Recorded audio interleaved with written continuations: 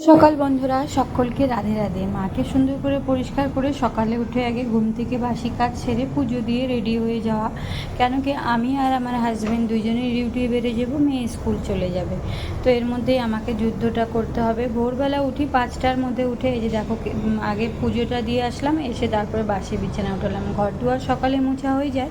Husband রুটি আর চা খেয়ে গেল, কালকের যে রবিবারে যা রান্না হয়েছিল ওটাই নিয়ে যাবে, আর আমি যেহেতু ওই যা আছে ওটাই অল্প অল্প দুজনে নিয়ে যাচ্ছি।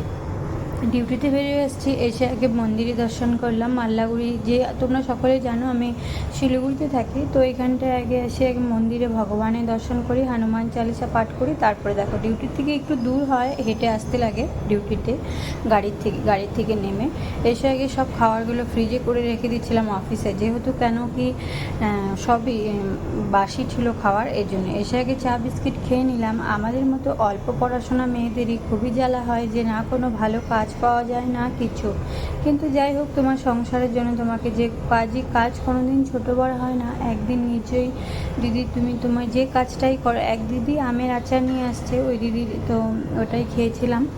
তারপরে ছুটি হয়ে গেল, এই যে সন্ধ্যা 7:30 নাগাদ বাজে। এসে আগে সব সকালে যে পুজো দিয়েছিলাম ওই ফুল টুল উঠিয়ে সন্ধ্যা দিয়ে দিলাম, প্রদীপ জ্বালালাম দুটো, একটা তুলসী তলায় দেওয়া হবে আর একটা হলো মন্দিরে মার এখানে জ্বালাবো প্রদীপ। আর এই মন্দিরটা আগে মুছেও পরিষ্কার করে নিয়ে